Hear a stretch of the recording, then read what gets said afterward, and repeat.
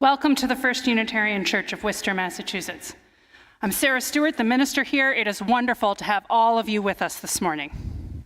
I'm leading worship this morning with our interim director of music, Allegra Martin, our director of faith development, Samantha Namath, our assistant director of faith development, Abigail Hannaford-Riccardi, and Avilo Buxton, our broadcast tech. Kate Sheehan is our head usher. Here at First Unitarian Church, we strive in loving fellowship to honor the sacred, connect with each other, and serve justice. We are a welcoming congregation. Whatever your age, race, class, nationality, sexual orientation, or gender identity, we are delighted to have you with us this morning. For those of you who are joining us online, you can like this video to help others find us and subscribe to our channel to find more content. The newsletter is the best way to stay in touch with everything we do as a church. You can go to firstunitarian.com and click subscribe to our newsletter at the bottom of any page. For those of you who are here, everybody is welcome to come to a social hour in the church parlor after the service. If you are a newcomer, I invite you to come. You can go through either door, but if you go through this door, there is the welcome table where you will meet friendly people. You can learn more about the church. You can also sign up for the newsletter there. And we have gift bags for newcomers, so please stop by and get your gift. I have a few additional announcements this morning. Sadly, our assistant director of music, James Haupt, has COVID. He is doing all right. He feels pretty well. But he is not with us this morning, so Allegra is playing all of our music today, and there are a few changes. The Offertory Anthem will be Tu La Clesio by Joseph Shabalala. The translation is, "Be still my heart, even here I am at home." Our children's choir rehearses again this afternoon, at 12:15. So if your kids are in the children's choir, Allegra, is that here in the sanctuary or?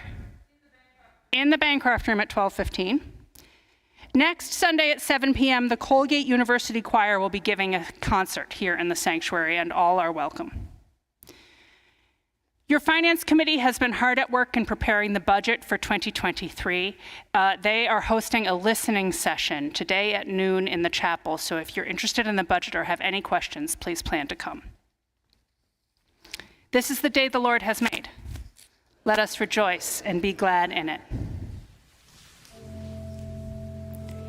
We give thanks for the trees that anchor our landscapes and our imaginations, for branches to climb, for the pitch and sap that are the tree's life, for beautiful colors in the fall, for leafy boughs to sit under, for fruit to eat and the patience to wait for it, for the gift of life to care for the flowers that awaken us from winter and leaves that follow the flowers, for the longevity of trees, the memories they carry, the lives they have witnessed, for the ability of life to grow around barriers, heal wounds, reach toward the sun, for the low branches that create magical worlds for children, for the memories of elms and chestnuts, for the steadfastness of trees which see us through our lives, for these companions and guardians, and for the earth which sustains us all, we give thanks. Amen.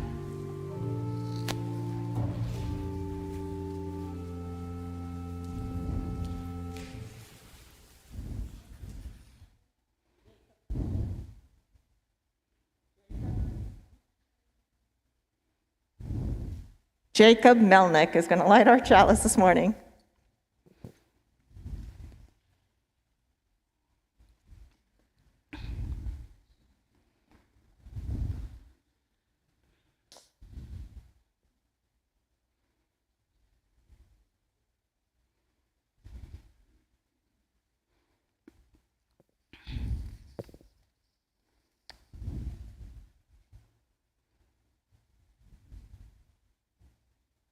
In the spirit of love, we light this chalice. Please rise in body or spirit to renew the covenant of our church with the words printed in your order of service and appearing on your screen. In the love of truth and in the spirit of Jesus, we unite for the worship of God and the service of all.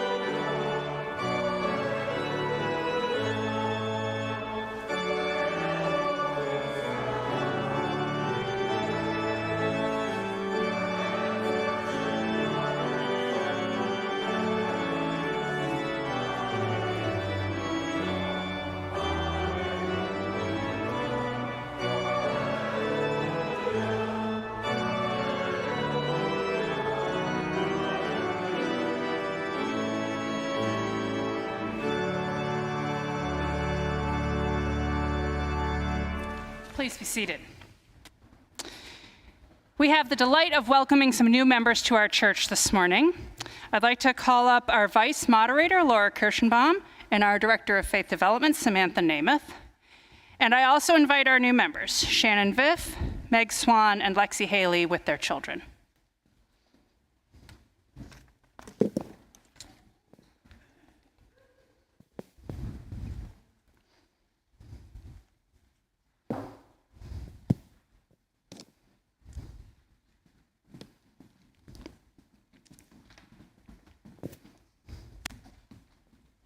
Everybody.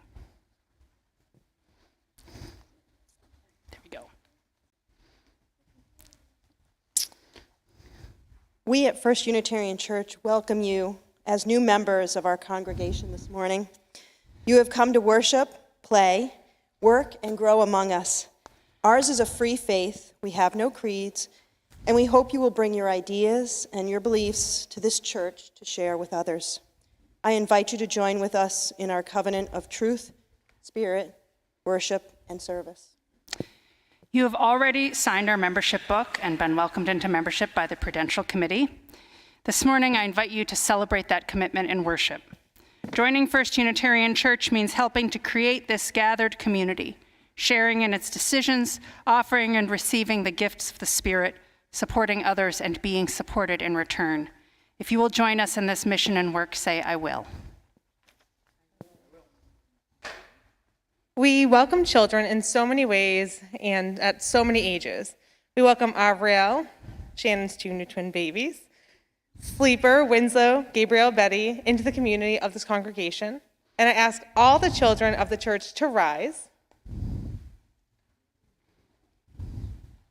I charge you to continue to welcome all of these friends into your fellowship of play, growth, learning, and love. If you do this, say loud and clear, we will. Will all the adults join the children by standing in body or spirit and share in the litany, which is on the insert in your order of service or is going to appear on the screen.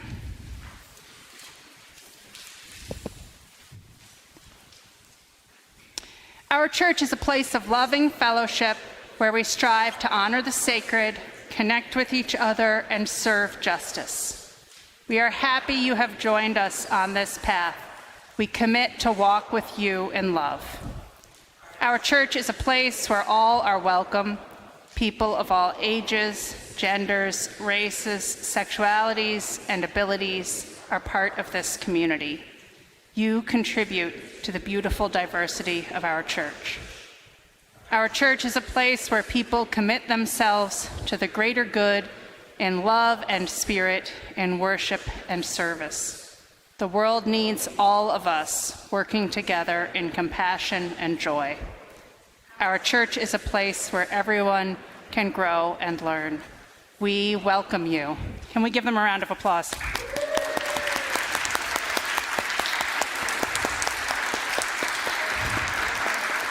Thank you. Welcome. Thank you all.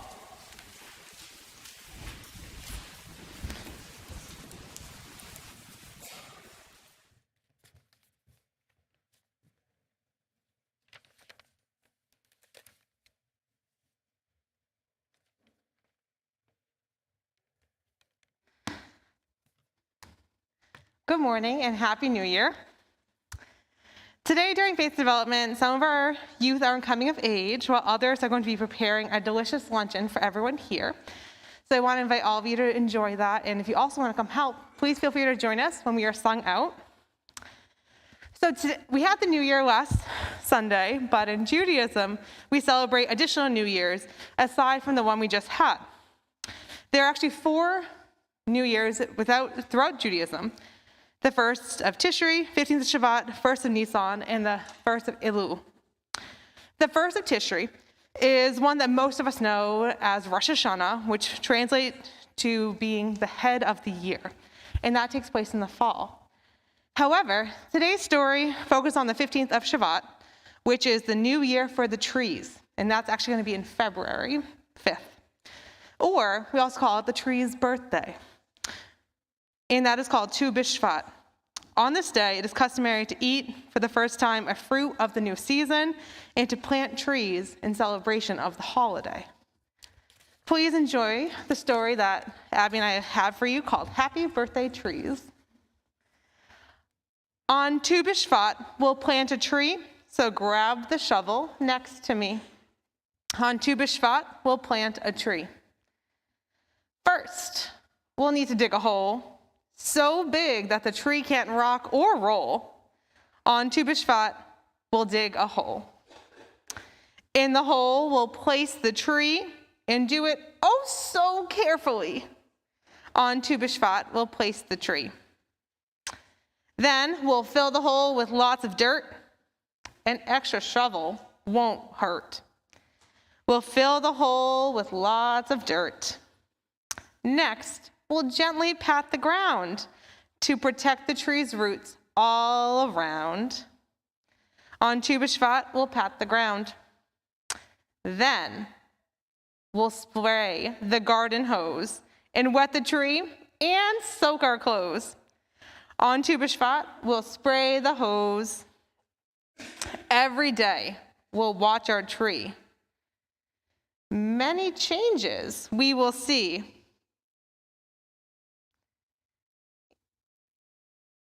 And every day, we'll watch our tree.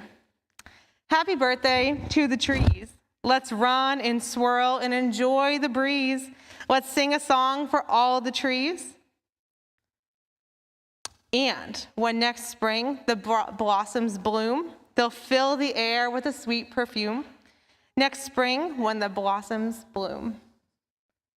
Happy birthday to the trees. Thank you. I would like to invite all our kids to come join us to start the luncheon.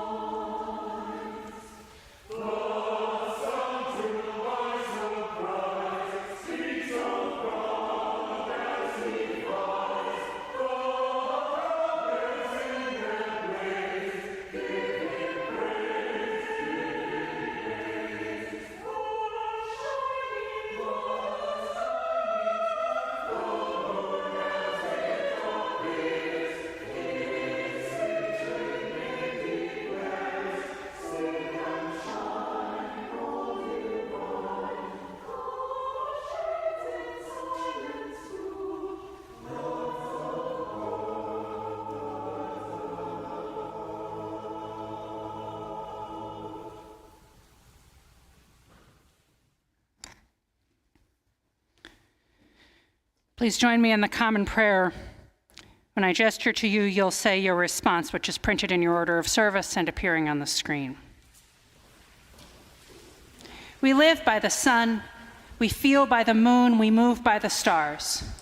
We live in all things live in us. We eat from the earth, we drink from the rain, we breathe of the air. We live in all things live in us. We call to each other, we listen to each other. Our hearts deepen with love and compassion. We live in all things live in us. We depend on the trees and animals. We depend on the earth.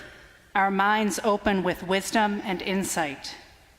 We live in all things live in us. We dedicate our practice to others. We include all forms of life. We celebrate the joy of living, dying. We live in all things live in us. We are full of life. We are full of death. We are grateful for all beings and companions. We live in all things live in us. Please continue your own thoughts and prayers in silence.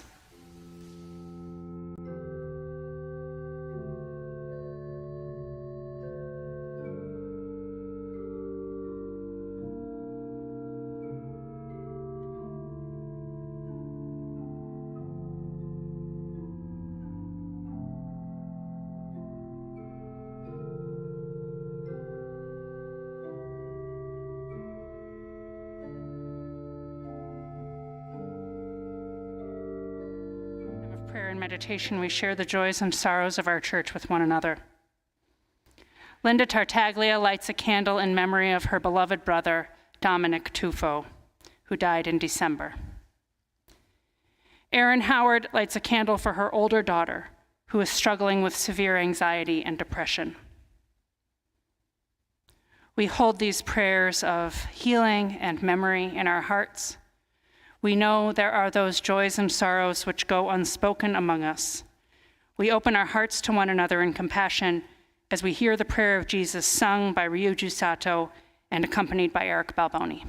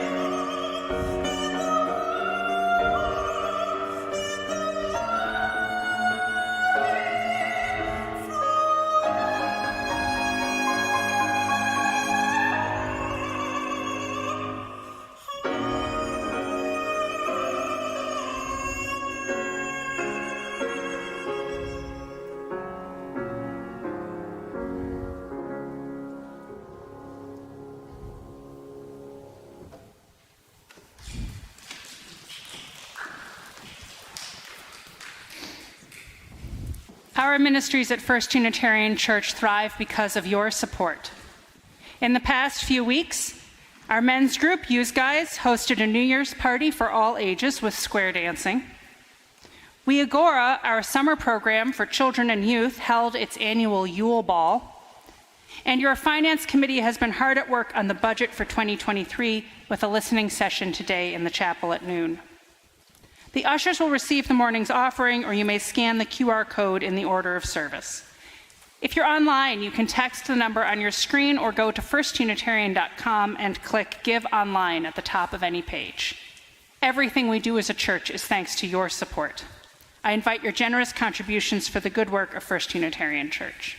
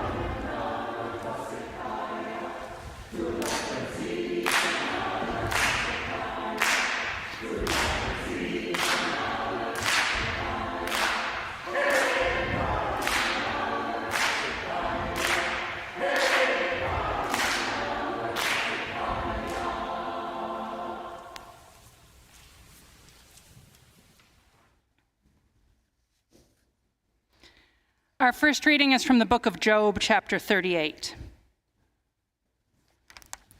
Have you commanded the morning since your days began, and caused the dawn to know its place, so that it might take hold of the skirts of the earth, and the wicked be shaken out of it? It is changed like clay under the seal, and it is dyed like a garment. Light is withheld from the wicked, and their uplifted arm is broken.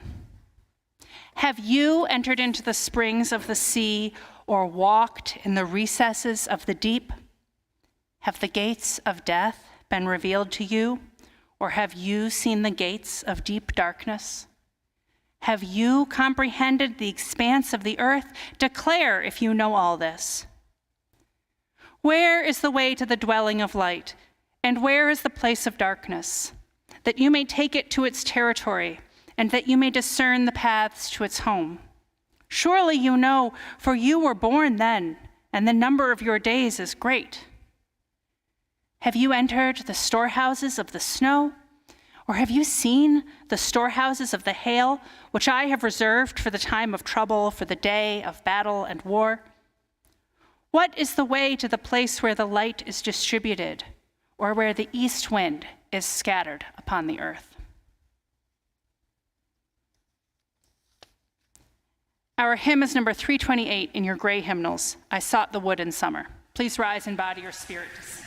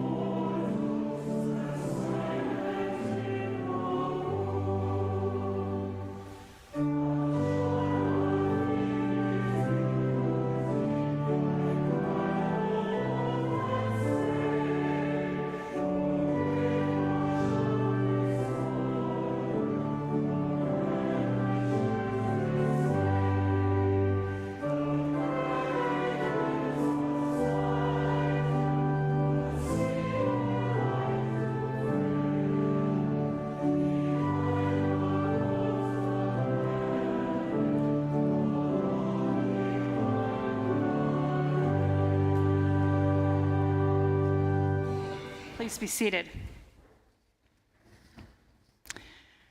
Our second reading is the poem Native Trees by W.S. Merwin. Neither my father nor my mother knew the names of the trees where I was born. What is that? I asked, and my father and mother did not hear. They did not look where I pointed. Surfaces of furniture held the attention of their fingers, and across the room they could watch walls they had forgotten, where there were no questions, no voices, and no shade. Were there trees where they were children, where I had not been? I asked. Were there trees in those places where my father and my mother were born? And in that time, did my father and my mother see them? And when they said yes, it meant they did not remember. What were they? I asked. What were they? But both my father and my mother said they never knew.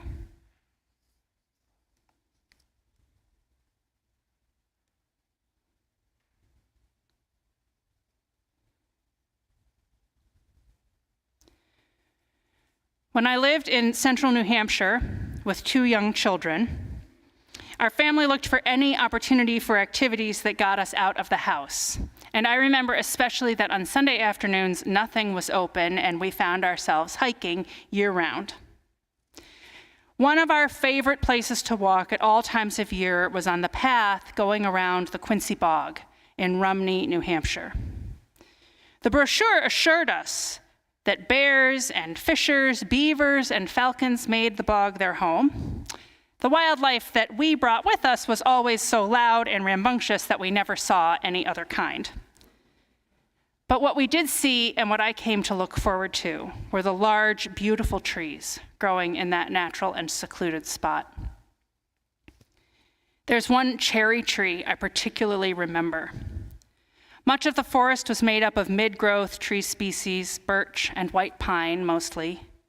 But there were a few old trees, large trees, trees that had been designated champion trees in their year, that had been left standing and dominated the forest.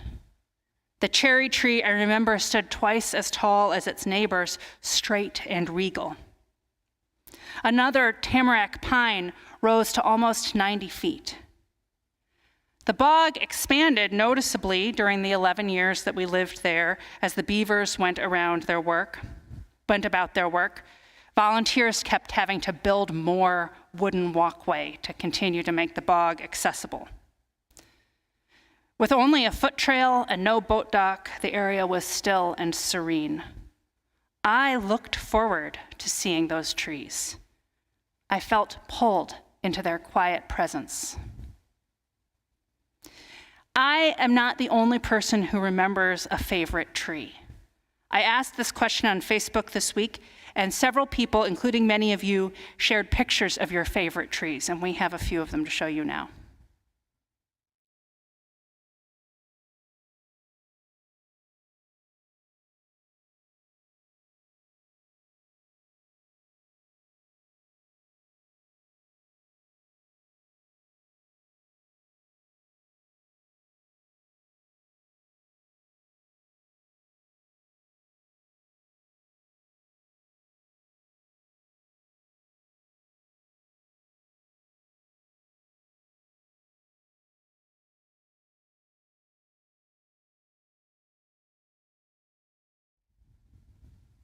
There is something about trees that captivates us.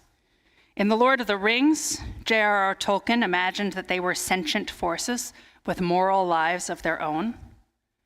Jewish theologian Martin Buber imagined every living thing to have a divine self, including trees. There is a whole chapter in his most famous book, I and Thou, about how human beings can encounter the sacred being of a tree. Perhaps he was remembering the Jewish tradition we heard about in our story this morning of celebrating a new year for trees, distinct from the new year for people or the new year of beginning to reread the Torah. The cedars of Lebanon repeat as an image in the Hebrew Bible, an image of strength and steadfastness. The folk tales of Northern Europe treat the forest as a living landscape, alive with its own intentions. Trees matter to human life. Recent research into the lives of trees has shown that they have complex familial and communications network that preserve the entire forest. Forest ecologist Suzanne Simard has discovered that trees share information and resources through a network of fungi that cover their roots. Tall, old trees, like the cherry and tamarack I admired in New Hampshire, perhaps, get extra sunlight and energy, often producing more energy than they themselves need. The fungus on the roots gives those trees soil nutrients in exchange for some of the sugar that is photosynthesized through that light. But because the fungi themselves don't need all the sugar they get, that network is connected to other smaller trees that don't have such good access to sunlight. And the fungi then give some of their sugar to those trees. Even trees of different species tap into this shared network of sugar and nutrients. Different trees have an excess of energy at different times of year, and the trees use their fungal network to exchange what they have when it is needed. They can share warnings with each other. If some trees become infested with insects or are beset with fire, they can share signals of what's happening to them through the fungal network with other trees, and trees that are not yet under attack can prepare by making themselves less attractive to predators, better able to withstand the fire. The stressed trees can even transfer resources to others that will help those other trees survive. We can't say that the trees are thinking or intending any of this behavior. Those plants are competing for resources like space, sunlight, and footing in the soil. But what Simard and her colleagues have learned is that trees have evolved to cooperate and communicate as well. The forest is not an inert presence or a fount of resources for humans to use. It is an interconnected web of existence in its own right. Those big trees that anchor the forest ecosystem are called hub trees, or to use the phrase Simard coined, mother trees. The mother tree is the heart of the forest network.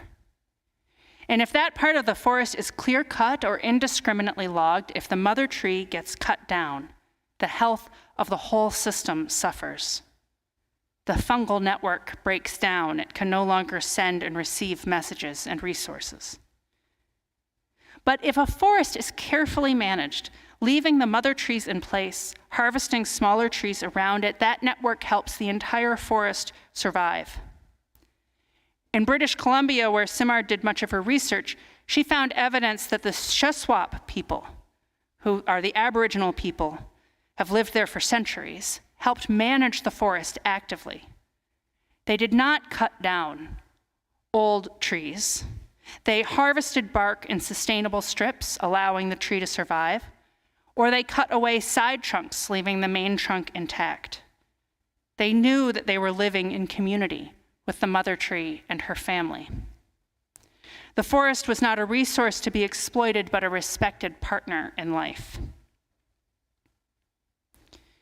In our modern world, we have lost much of this sense of connection with the earth, a connection which pre-industrial peoples understood all over the globe.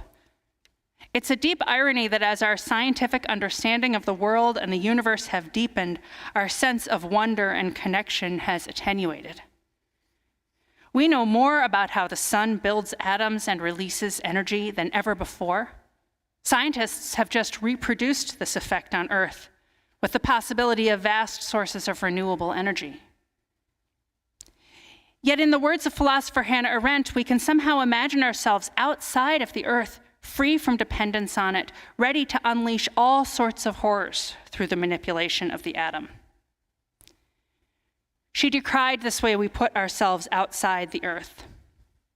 She said, whatever we do today in physics, whether we release energy processes that ordinarily go on only in the sun, or attempt to initiate in a test tube the processes of cosmic evolution, or penetrate with the help of telescopes the cosmic space to a limit of 2 and even 6 billion light years, or build machines for the production and control of energies unknown in the household of earthly nature, or attain speeds in atomic accelerators which approach the speed of light, or produce elements not to be found in nature, or disperse radioactive particles created by us through the use of cosmic radiation on the earth.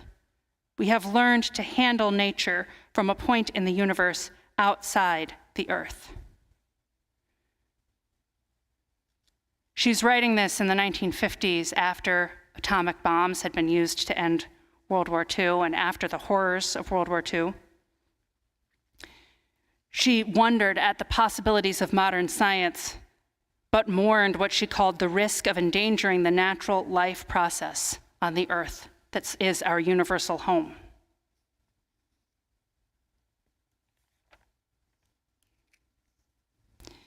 We have cause to be thankful to scientific advancements in this pandemic that we're still living through.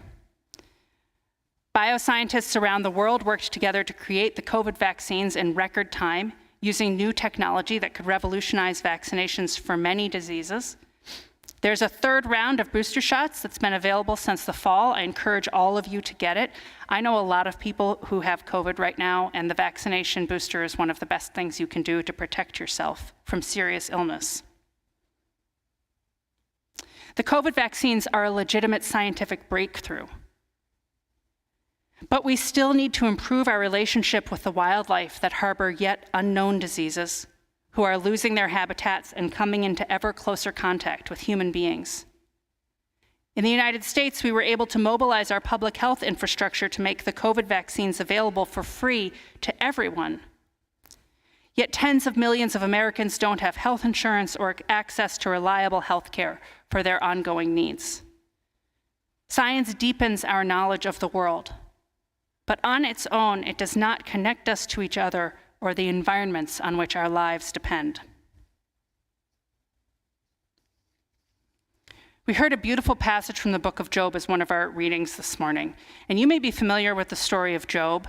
It's a folk tale at the beginning and the end, with some of the oldest and most beautiful poetry in the Hebrew Bible making up the whole middle of the book. And in the folk tale, God and Satan have a deal with each other. Satan says, God, people only worship you because you make their lives good. And God says, well, look at Job. He's a really good man. He worships me. He does everything right. He's good to his family and his neighbors. And Satan says, yeah, but look how good his life is. He's a wealthy man. He has many cattle and camels and children. He has his health and his well-being. I bet you, God, says Satan, I bet you that if I make his life miserable and take away all of those blessings, that he will curse your name.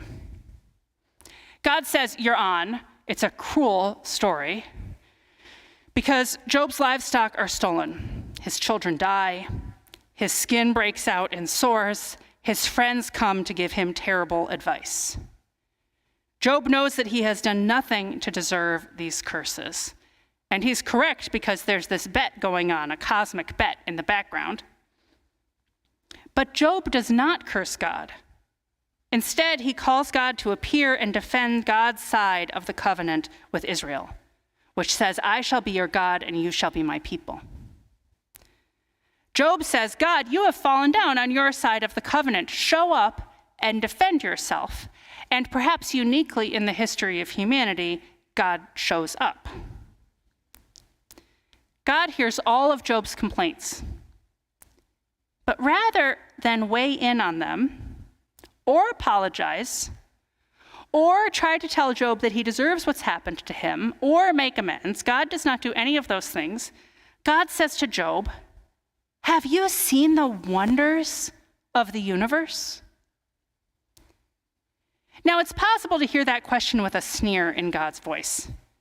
Do you think your problems matter, Job? Have you seen what I have to deal with? But I would rather hear them with a childlike wonder and excitement, as though God is so amazed at the beauties of the world that God can barely hear what Job is saying. Job, have you seen the snow? What about hoarfrost, the whisker-like frozen deposits of water vapor in the coldest, clearest weather? Oh, and let me show you where the thunder comes from, and the lightning, a phenomenon by the way, which scientists still don't completely understand, lightning.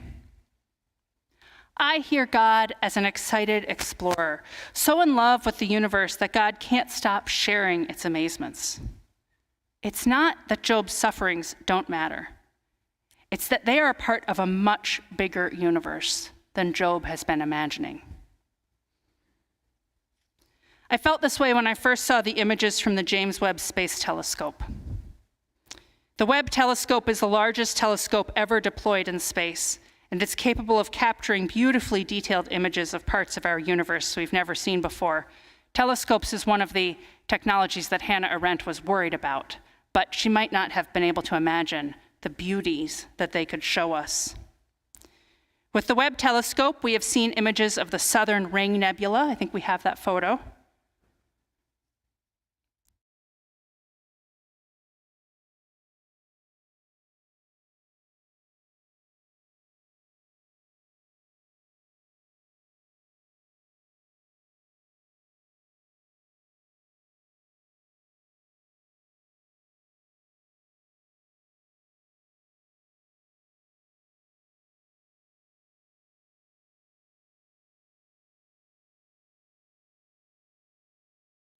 The Webb telescope speaks with a sacred voice.